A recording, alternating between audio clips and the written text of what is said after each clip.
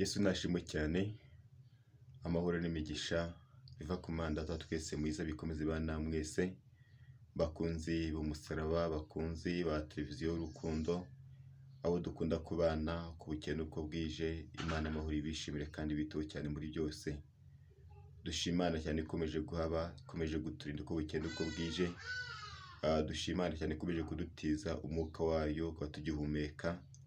Suko turi beza, suko hari icyo twatanze, ahubwo n'ubuntu n'urukundo rwa Imana yagiye tugira iteka ryose. Imana nishimwe cyane ko yagiye ibana natwe. Mureke dusenge maze twumve ijambo ry'Imana. Ko ijambo ry'Imana n'umutima utera imbaraga. Impamvu y'Imana tuvuga ngo ab'iki gihe bakeneye ijambo ry'Imana. Nubwo abenshi ntabwo baryita, ariko twebwe turabizi neza yuko hari impamvu Imana ibiritanze kugira ngo iri jambo ryakugira umumaro hagati muri wowe, ari wowe ari nange twese tuboneke dufite ibidukwiriye byose bishoboka, kuko nta kintu kizatuma tunesha cyane usibye ijambo. Data mwiza, tugushimiye kuri mwiza, tugushimiye ko abanye natwe, tugushimiye ko akomeje gutuna muri byo bwose. Kristo nawe gucyubahiro. Mana, turi imbere yawe muri amasa, tugiye kumva ijambo ryawe. Nyemera rwose dushikiye muri iri jambo, nyemera abari bugiye kurivuga Kristo muzima ntaba ari we, ahubwo abonekewe Kristo muzima ugaragara murengezi n'abanye Mana ugaragara. Ureke bagiye kubyumva Kristo muzima bashishikaye kumva ijambo ryawe, kandi ureke umwuka wawe n'imbaraga zawe biganze byose kubishoboye. Urakoze kugiye kubana natwe muri byose, kwa Kristo Yesu umwami wacu, amen. Mureke dusome ijambo ry'Imana dusanga mu gitabo Pawulo yandikiye Abefeso, ibice 6. Ngiye tubigiye somaho, turasoma ku murongo wa 10 tugere kuri 18. Igitabo cy'Abefeso, ibice 6, umurongo wa 10 kugera kwa 18. Turi gusoma n'amagambo ane ku murongo hari maremare, ariko nta kibazo tubisoma cyane twihuse, ntacyo biri butware.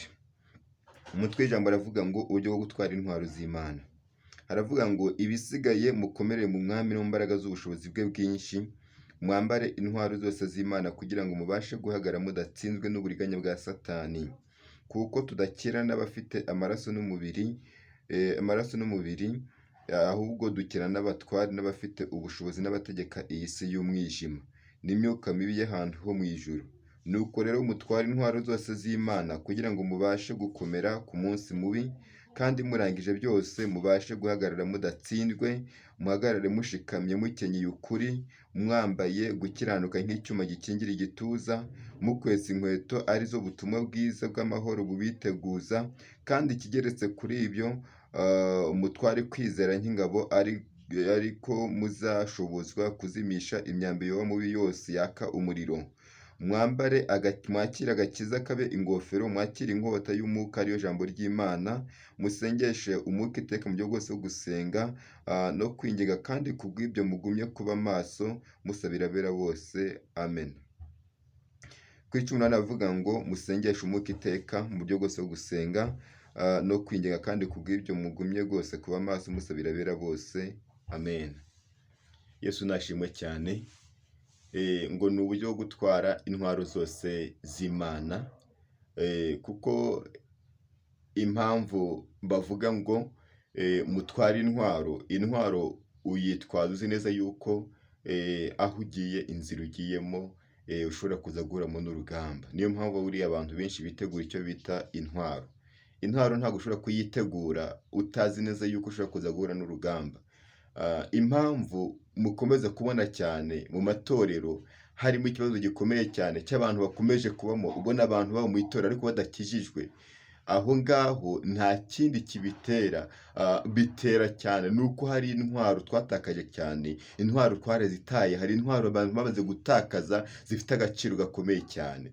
Niyo mpamvu tuvuga ngo mukomerere mu mwami no mu mbaraga z'ubushobozi bwe bwinshi, maze murebe uko mwatwara intwaro zose. Muri make zose ni uko uzitwara udasizeho n'imwe, nta n'imwe ugomba gusiga. Intwaro zose utegetse kuzitwara, kuko ibyo urwana nabyo iteka ryose ntabwo uzigera unesha udatwaye izo ntwaro zose z'Imana. Kuko icya mbere cyo ntibyo uri kurwana nabyo ni byinshi kandi birakomeye. Rero bikagusaba kugira ngo utware intwaro zose z'Imana, kuko ntabwo uzigera uzimya, ntabwo uzigera ujya kurwana udafite intwaro ngo bishoboke. Biragusaba rero izi ntwaro, iyo bavuze intwaro z'Imana bisaba rero za ntwaro z'umwuka we, ntwaro bavuze iteka ryose. Rero impamvu turi kubona abantu benshi cyane baza mu itorero, ukabona umuntu ni umuririmbyi ariko araririmba akora ibyaha, ukabona umuntu ni umushumba ariko arashumbya akora ibyaha, ukabona umuntu umupasitoro ariko akomeje kubera akora ibyaha, ukabona umuntu w'umuvugabutumwa ariko arabikora akora n'ibyaha. Nta kindi kijya kibitera, nta kindi gitera biriya bintu, nuko wa muntu yamaze kwinjira kandi yinjiye twasinziriye, kandi yinjiye iteka ryose, twebwe twarasinze buryo budasanzwe. Rero bikadusaba kugira ngo wongere cyane urebe ukuntu waba uhagaze iyi saha, wongere cyane urebe cyane ukuntu wakongera gukanguka, kuko icya mbere cyo hari aho tuvuge ngo umusengesha umwuka iteka. Gusengesha umwuka iteka harimo no kuba maso. Yesu nashimwe cyane. Gusenga ntube maso ni ikibazo gikomeye, ni ikibazo gikomeye cyane. Ndabizi neza tumaze igihe kirekire cyane twibaza impamvu itorero ry'Imana ryagiye rijyamo abantu batandukanye. Ugasanga umuntu ari mu itorero ariko ni umusinzi, ugasanga umuntu ari mu itorero ariko ni umupfumu, ugasanga umuntu ari mu itorero ariko akora ibyaha runaka bitandukanye. Kwiyumviza ibyibaza cyane bibaza ibyo ari byo, ariko ntiwirirwe bibaza ibindi. Baraje basanga dusinziriye, baraje basanga dutabaye maso, maze umube yaratwinjirana, maze umube amaze kwinjira yikora ibyo yumva yishakiye. Ariko igihe ni iki ngiki kugira ngo twongere cyane twisuzume, mwere cyane twongere dusabe Imana, yongere tugarukeho cyane, yongere dukore ku maso. Uko icya mbere cy'umubi yamaze gutwinjirana, kandi iyo yamaze kwinjira kugira ngo umusore biragoranye cyane. Amena. Yesu cyane mu gitabo cya Matayo, mu butumwa bwiza kwanditse mu Matayo, dusanga amagambo akomeye cyane. Ubwo Yesu yarimo acira abantu umugani, ababwira umugani w'urukungu n'amasaka.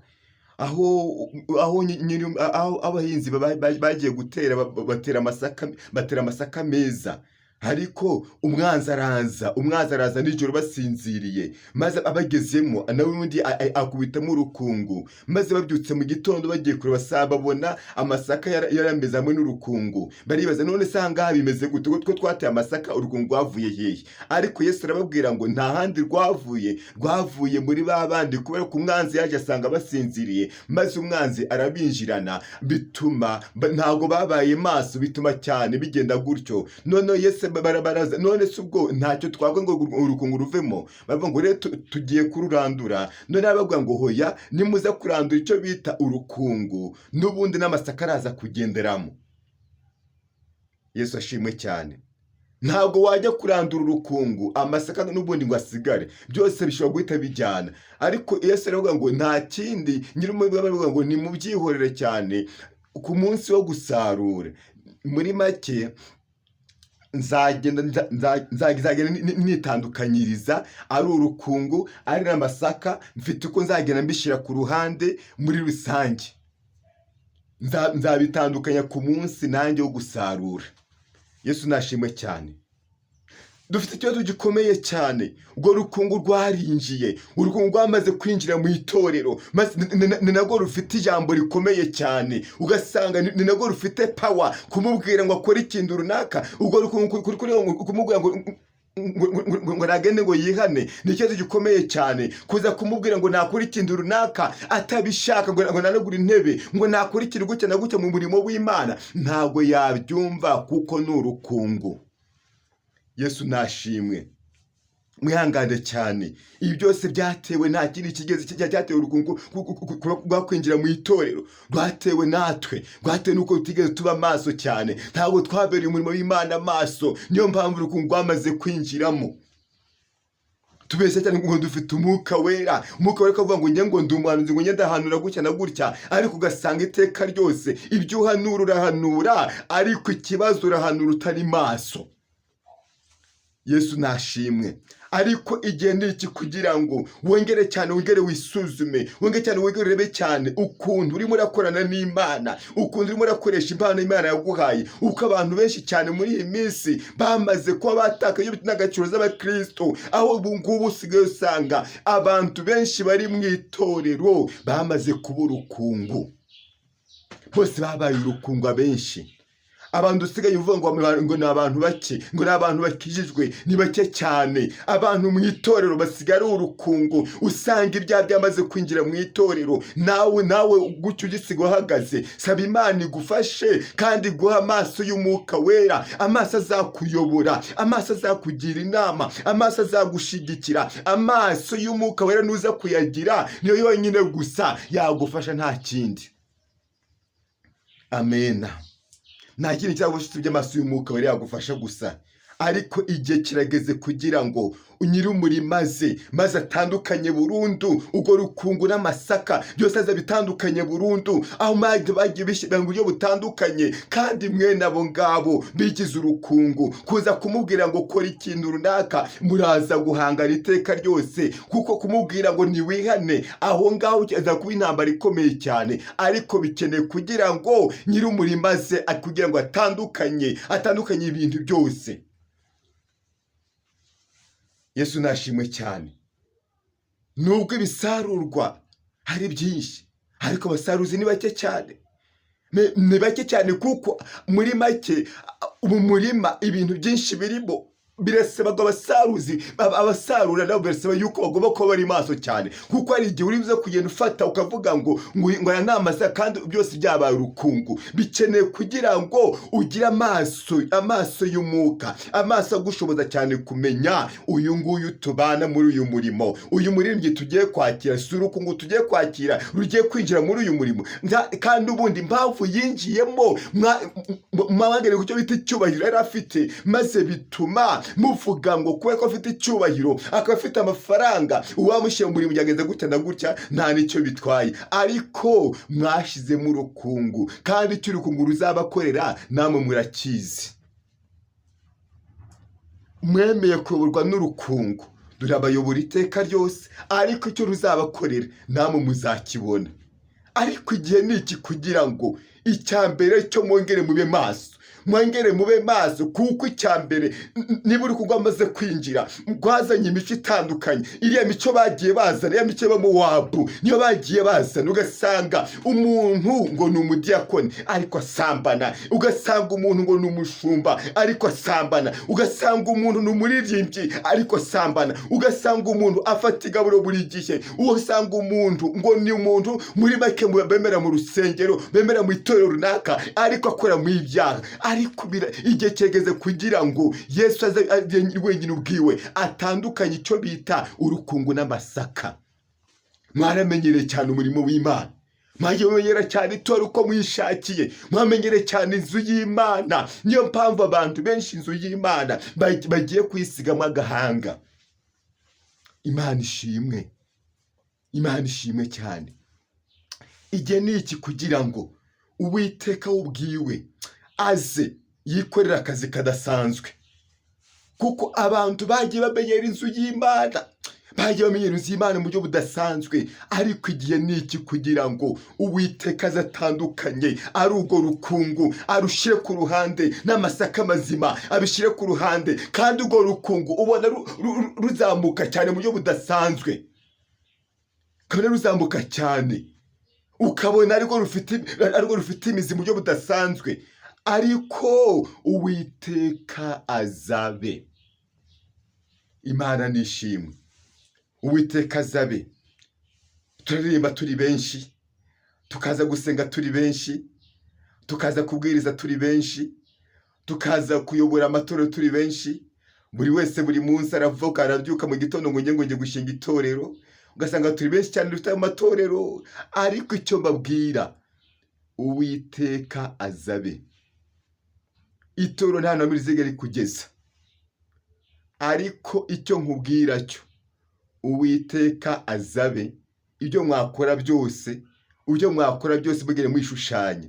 Ariko Uwiteka ubwiwe ariteguye, aje guhangana n'ubwo rukungu, aje guhangana n'abo bantu bagiye baza mu itorero. Ubundi waciyeho ubundi kuba warabonye abantu basinziriye maze ukaza ukinjira, ukaza ugahita na power cyane, ukumva ngo umuyobozi uhari ngo ni kanaka. Icyo nkubwira cyo, aho waciye hose Uwiteka azabe. Baza cyane baza cyane iyi saha uhagaze, ariko haracyariho amahirwe adasanzwe yuko twakira. Ayo mahirwe aracyariho, nta kindi usibye kongera gusaba icyo bita imbaraga. Uwiteka kongera kadukora ku maso, Uwiteka kongera kadushigikira, kuko icyambere amara kugushigikira azagukora ku maso. Uhita umenya neza uyu nguyu turi kumwe ninde. Muri make dukira andi maso y'umwuka adushoboza kuba twamenya neza yuko tumenye neza uyu muntu ninde. Muri rusange uyu muntu ninde, nta kindi gikenewe ni ukumenya ngo uyu ninde. Amena. Igihe ni iki kugira ngo umenye neza uyu muri kumwe ninde. Yesu nashimwe cyane. Ariko ubwo rukungu rwakomeje gufata imbaraga, rwakomeje gufata indere idasanzwe, rwakomeje gukomera mu buryo budasanzwe. Ariko isa ndakubwira ngo Uwiteka azabe. Amena. Uwiteka azabe.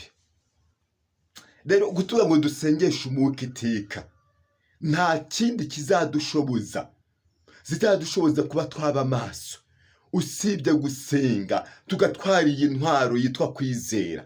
Muri make, iyo ufite intwaro bita kwizera, ugafite intwaro yitwa gukiranuka, ukagira intwaro yitwa ukuri, Yesu nashimwe cyane, nibwo uzashobozwa kuba wamenya neza uru rukungu, ukamenya neza urushaka kuba rwaca, maze ukaba wakwirinda cyane kuko aza kwinjira kuri wowe. Kuko kwizera ni ingabo idukingira imyambi yose ishoboka. Muri make niho rukingira ya myambi yose ishoboka ibaho, maze nta kindi cyagushoboza usibye kwizera. Saba Imana yongere ikongera icyo bita kwizera hagati muri wowe, wongere ugire kwizera ari mu migendere yawe, ari aho waba wicaye hose, wongere ugire ikintu bita kwizera muri wowe. Kuko nutagira kwizera ngo utware kwizera gukomeye, ntabwo uzigera unesha iyi ntambara, uzayigwaho. Ariko biragusaba cyane, gira icyo bita kwizera muri wowe, kuko nta kindi kinesha intambara usibye kwizera. Ubundi iyo umusirikare wese agiye ku rugamba aba yizeye neza yuko agomba gutsinda umwanzi agiye kurwana nawe. Nta kindi cyagiye gishoboza abantu kuba batsinda usibye kwizera.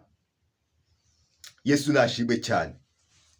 Kuko Yozefu buriya iyo ataza kwizera yari kwemera agasambana n'umugore wa Potifari, ariko n'ubundi umugambi w'Imana yamuteguriye ntawe ugereho. Kubera iki? Kubera ko yamaze kwicira inzira, akumva yuko byagenda gutya na gutya, akineza cyane akanya gato cyane, akazirirwa mu bintu by'ibyaha gusa. Ariko yarizera avuga ngo Imana ndabizi neza hari ikintu yavuganye nanjye, nubwo yanjyana muri gereza ariko nzavamo. Muri make yumva arizeye, kuko icyambere cyo bisaba ngo umuntu wese wizera ni ugomba kunezeza Imana. Ibyo wakora byose utizera ntabwo wanezeza Imana. Igihe kirageze kugira ngo abantu bongere bizere, bongere bazamure ikintu bita kwizera hagati muri bo, bongere cyane we mu gihe cyo kwizera mu ruhande rwabo.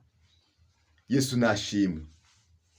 Rero gusengesha umwuka iteka, muri make bisaba gusenga utitiriza, nkuko muri Luka 10:8 natubwira cyane, aho uriya mugore w'umupfakazi yemeye kugenda agatitiriza kuri wa mucamanza, kuri wa mugani Yesu yaduciriye. Yemeye guteza kuri wa mucamanza, ariko agahora buri munsi ajyayo. Ariko wa mucamanza nubwo atubahaga Imana yubahe n'abantu, ariko aravuga ngo nubwo rero ntabubahaga uko bikwiriye, birasaba yuko ngomba kuba narengera uyu nguyu, kuko uyu nguyu arankeneye, kuko uyu nguyu arashaka. Maze yemera kuvuga ngo reka ndengere uyu nguyu nawe, kuko ni ngomba kuba namurengera. Maze wa mucamanza arakore ikintu gikomeye cyane, avuga ngo ndakurengeye. Maze aragenda aramurengera. Maze Yesu aravuga ngo njyewe ni gute nzabura kuba natabara cyangwa kuba narengera intore zanjye zora zintakira ku manywa na nijoro. Amena. Yesu nango nta kuntu ngo nta kuntu azabura kuba yarengera izo ntore. Bisaba ngo rero nta kindi, abantu bagukoma gukora ibishoboka byose, maze bakaba mu buryo Imana ishaka, maze bakaba aho Imana ibakeneye, maze kuko icya mbere cyo amasengesho, gusenga ni intwari ikomeye cyane, igifasha umuntu wese, igikomeza umuntu wese, igimuhereza imbaraga, kugira ngo ubone imbaraga zagushoboza kuba wamenya neza aho uriya mwanzi yashobora kuba yakwinjirira. Nta handi uzigera uzikura usibye mu masengesho. Bizagusaba gusenga, usenge mu gitondo, usenge nimugoroba, usenge ku manywa, usenge nijoro, usenge anytime, kugira ngo ushoboze kuba wagira imbaraga zihagije zigushoboza kuba wanesha uriya mwanzi. Amen. Yesu nashimwe cyane.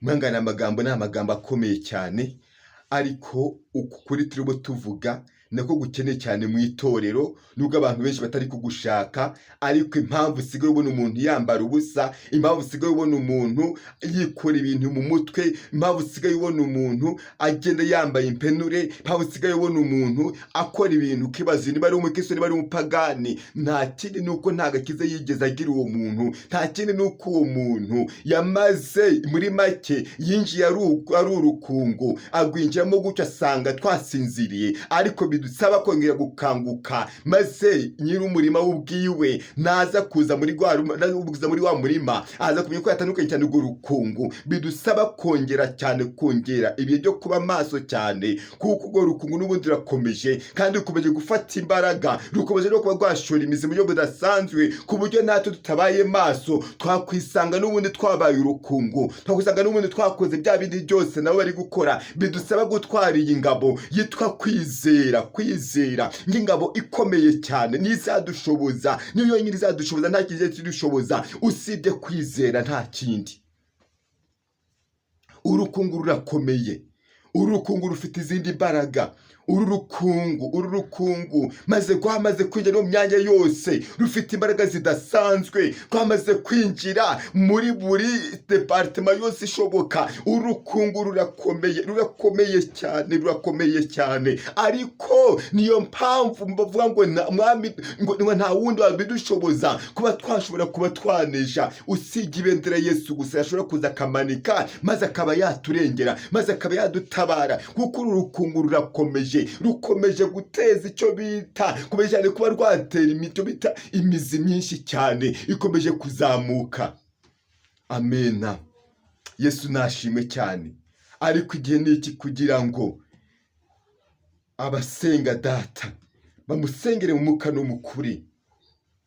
Imana ishimwe cyane.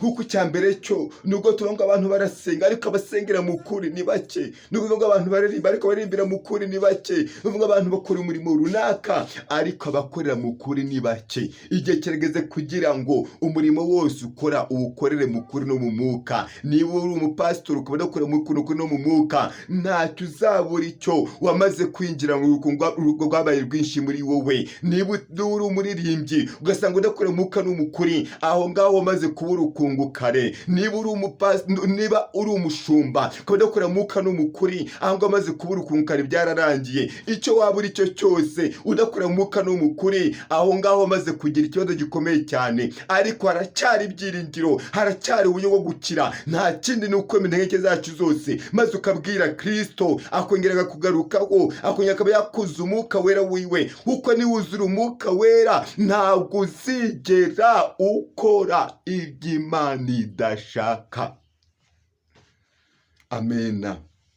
Igihe niki kugira ngo mwongere mwemerere Imana, mwongere mugaruke, mwongere mube abantu Imana ishaka, mwongere mugende uko Imana ishaka. Igihe niki kugira ngo abantu bongere basengere mu kuri no mu mwuka, apana gusengera mu bigare. Ntabwo uzajya gusengera i Yerusalemu cyangwa i Samariya. Hoya, icy'ingenzi nuko ugomba gusengera muri Kristo, apana kuba ngo ndasengera ngo kwa kanaka, ngo ndasengera ngo aha n'aha. Aho wasengera hose hakeneye kusengera muri Kristo, kandi usengera mu kuri no mu mwuka. Icyo kintu gikenewe nta kindi, niwe uzakura imbaraga zagushoboza kuba wanesha, kuba wazinya cyane inyambi y'uyu mubi ikomeje kuzamuka. Dore ingabo za Satani ziraremereye kandi zifite imbaraga, nta kindi cyagushoboza usibye kuba wasengera mu mwuka no mu kuri.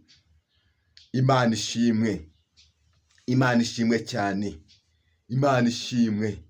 Birasaba kugira ngo twongere cyane dushakemo imbaraga idushoboza cyane, kuko icyambere cy'abantu badakijijwe bakomeje kwiyongera, urukungu rukomeje kwiyongera mu itorero kandi ruracyari no kuza. Birasaba kugira ngo tugire abayobozi bafite ubwenge bw'Imana, abayobozi babere maso cyane umurimo w'umwuka wera, ari abapasitoro, ari abaririmbyi, wa muntu ushaka kujya muri korari, wa wundi ubanza ugira ikintu cyita umwuka. Niba udafite umwuka uyobora umukumbi w'Imana, aho ngaho uve kuri uwo murimo rwose nta kintu ushoboye. Birasaba kugira ngo buri muntu wese mu itorero agira icyo bita umwuka, agira umwuka wera umwemeza, agira umwuka wera umuyobora, amenye icyo agomba gukora icyo ari cyo. Ni igihe n'iki kugira ngo tuve mu cyo bita igihirahiro, tuve cyane muri ibintu by'ibigare bitandukanye tumaze mu gihe kirekire. Hoya ntabwo tuba kugera mu bigare, birasaba kugira ngo wemere uvuge ngo Kristo nawe mwakiriye bigaragara, maze abantu bose bimenye, bavuga yuko wakiriye Kristo. Bimenye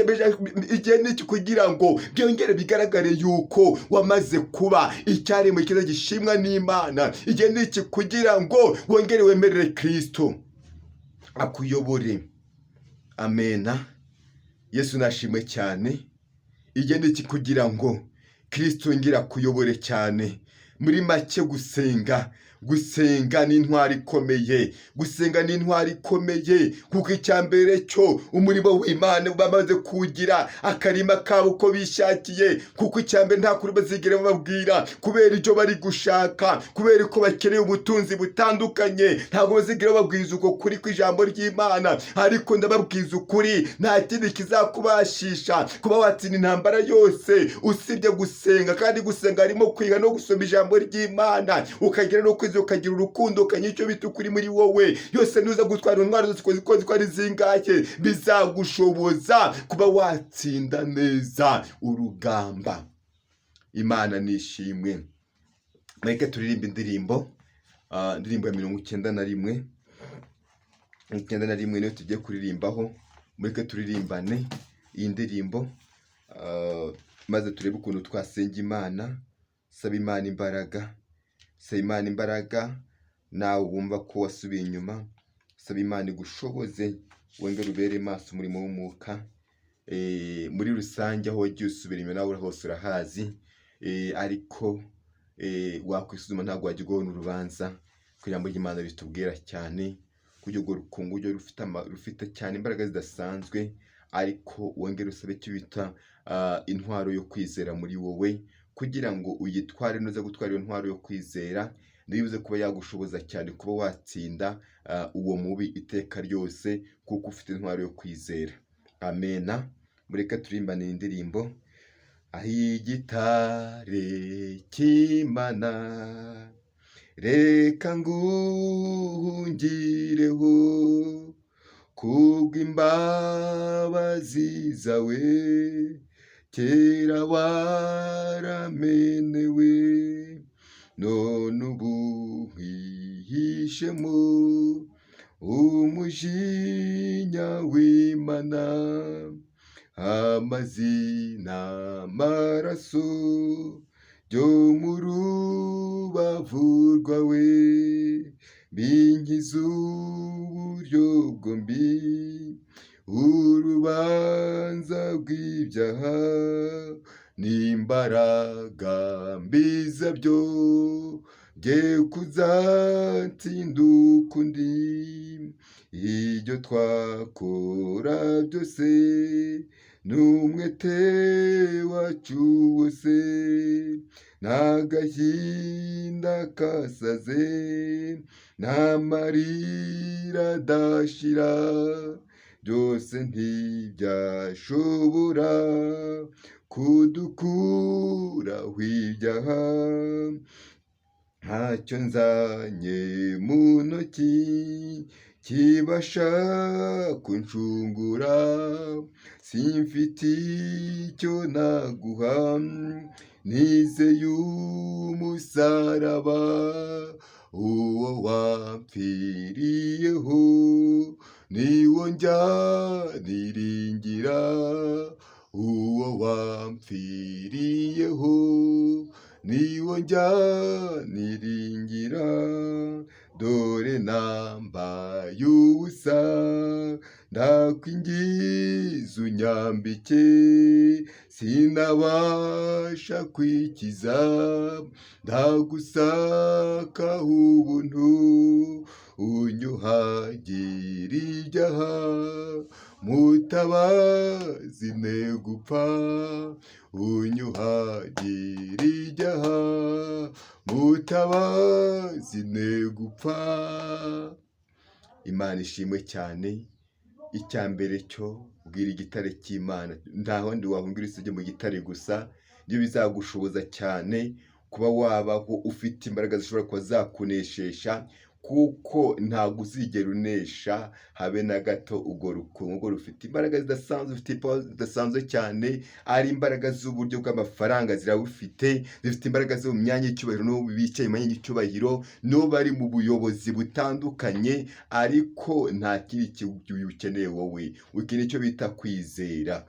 Mureke dusenge Imana, ariko ufate umwanzuro, usaba Imana ikongere kwizera hagati muri wowe, uyitware nk'ingabo cyane kuko ko yagukingira, kuko umurimo w'Imana ukomeye cyane, kugira ibibazo bikomeye cyane, ariko nyiri umurimo ubereye maso. Mwebwe ntimugire ubwoba, nimureke ku munsi ujyo wisarurwa azamenya neza urukungu n'amasaka, kandi azabitandukanye neza, kandi azabishyira ku murimo wazo, azabishyira mu ruhande rwayo, nta kindi gikenewe.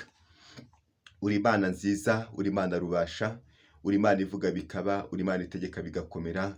Tugushimiye kuri Imana izi neza, ukamenya urukungu, ukamenya n'amasaka, aho biba byicaye mu murimo wawe. Ndagushimiye cyane byose kubizi mu izina rya Yesu. Mana, ashoboza aya masaka, uyashoboza cyane gukura, kandi uyarinde ko yabutwundika akaba urukungu mu izina rya Yesu. Ureke uyambike imbaraga, dushoboze abantu benshi cyane bataye kwizera, bongera imbaraga zo kwizera, twari kwizera nk'ingabo ikingira mu gituza, ari bazimisha imyambi yose y'umwanzi mu izina rya Yesu. Reka abantu batware iyi ngabo, reka ingabo abantu bayitware burundu mu izina rya Yesu Kristo. Imana y'amahoro, Imana y'imbaraga, urakoze Kristo, urakoze kuri mu ruhande rwacu, urakoze kuri ijambo rishigikiye, urakoze Kristo muzima we, kwaye abantu mu gutwara intwaro zose z'Imana, kabashoboza gukomera ku munsi mubi, uko umunsi mubi twamaze kuyinjiramo, ku minsi mibi tuyirimo n'iyi saha, ariko dukeneye imbaraga zidushoboza kugenda uko ushaka, tuvuga ibyo ushaka mu izina rya Yesu. Mana, tuguhungiyeho kugira ngo utubere igitare, utubere ubuhungiro, nta wundi twishingikirijeho, nta wundi twizeye, niwe rwose dushaka muri byose. Urakoze Kristo, urakoze kuri ruhande rwacu, sabigirize nzi kubikoze kwa Kristo Yesu umwami wacu, amen. Amahoro n'imigisha bikomeze bana mwese bakunzi b'umusaraba, wakumva yadutera inkunga mu bw'uyu murimo, ukeneye shaka kudutera inkunga mu buryo bwose, ari ibitekerezo, ari ibiki byose, nimero tuba twazishyize hasi, kugira ngo numva akeneye amasengesho yo gusengerwa ku giti cyiwe, yaduhamagara, yatuvugisha, ntacyo biba bitwaye. Turi hano ku bwanyu kugira ngo tubageze kuri Kristo, nta kindi kitubesheje hano. Imana muri kumeze bahereza umugisha, turi kumwe. Shalom shalom, Imana ibagire neza kandi batabare.